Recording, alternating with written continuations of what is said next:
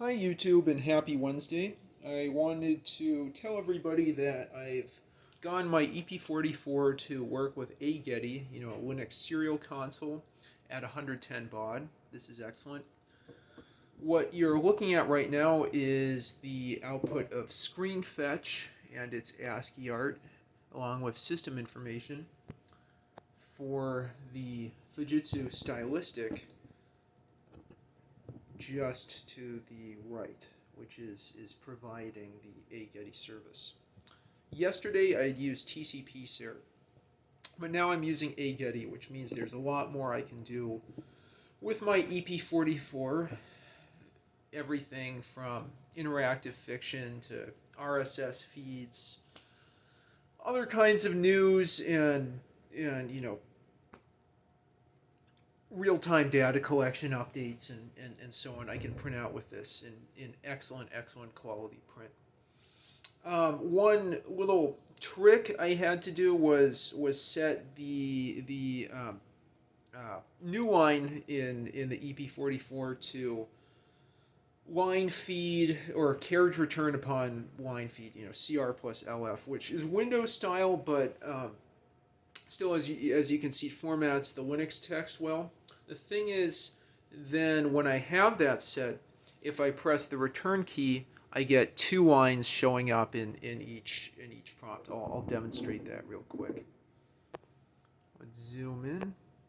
See if I press return. Clickety clackety, and then a second thing. Yeah. Or, well, maybe that's not quite what I thought would happen. Well, what happens often when I press return is I'll end up getting two lines printed instead of one. Let's try uname-a to get the kernel information. Name a. But anyway, so that didn't show what I hoped it would show.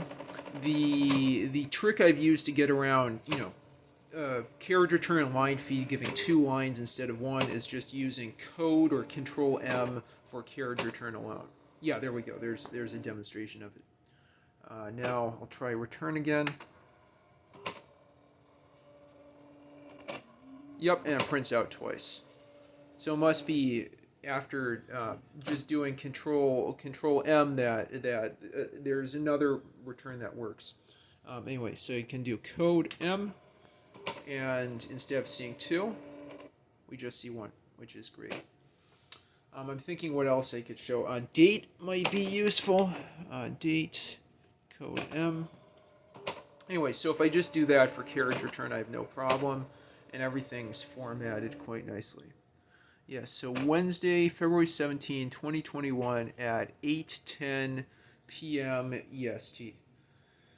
Anyway, so that's that. I'll do screen fetch dash N just to get rid of the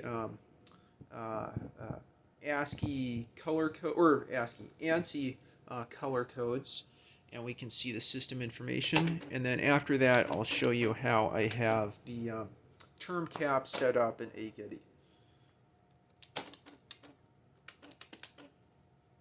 Oh.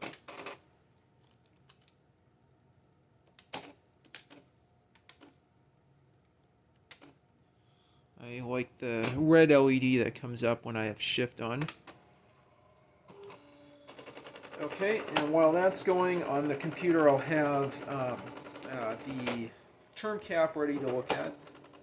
It's basically the same as what I'm going to use for the TI Silent 700 in a second.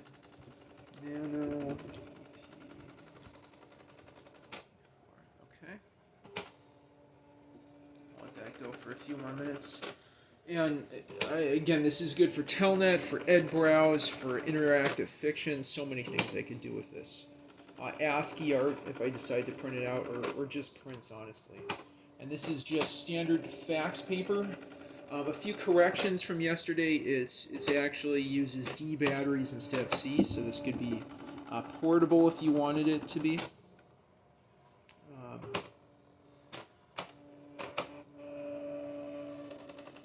and it sounds and it feels like a teletype, but it's thermal paper.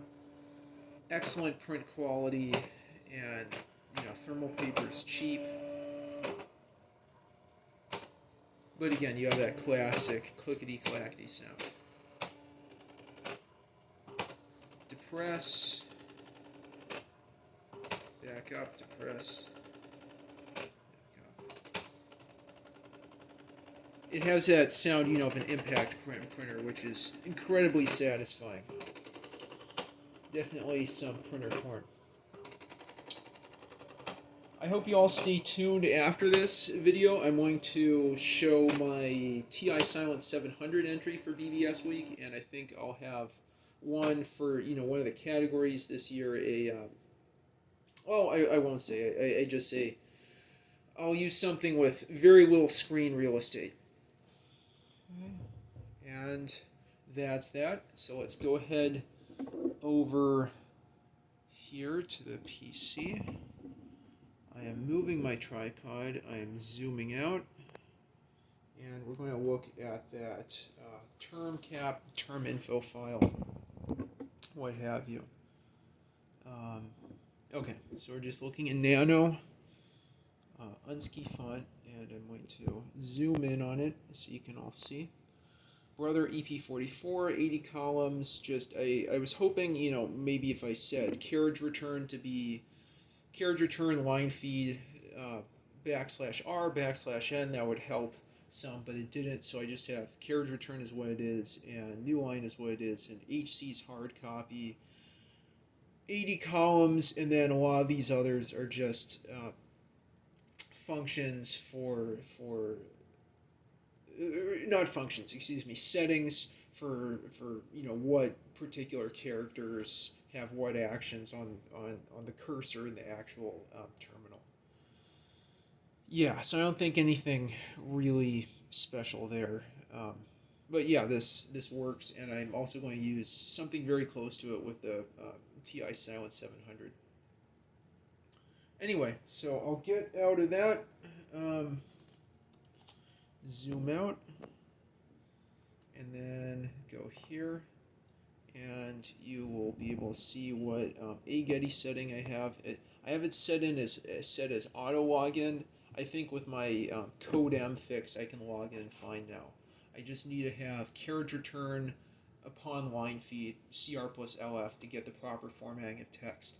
For some reason, when I have the EP44 just set up to have carriage returns alone, I get this annoying double spacing of everything. So I'm not quite sure why that happens. I think it's because there's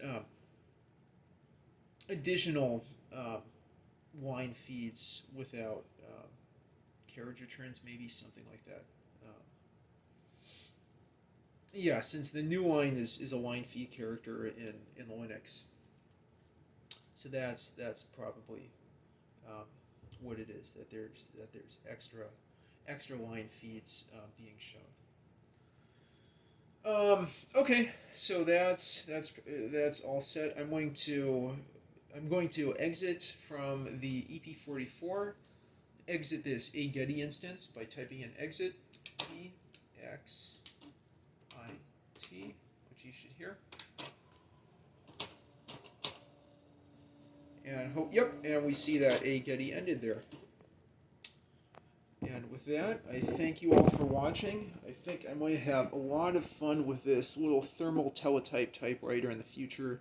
If you have more ideas of what you want to do with it, please let me know. Someone in the Retro Battle Stations BBS suggested playing Oregon Trail as you would in the 1970s in its text-based glory. Definitely, I think interactive fiction on this would be a lot of fun. Thanks for watching, as always, and please like and subscribe.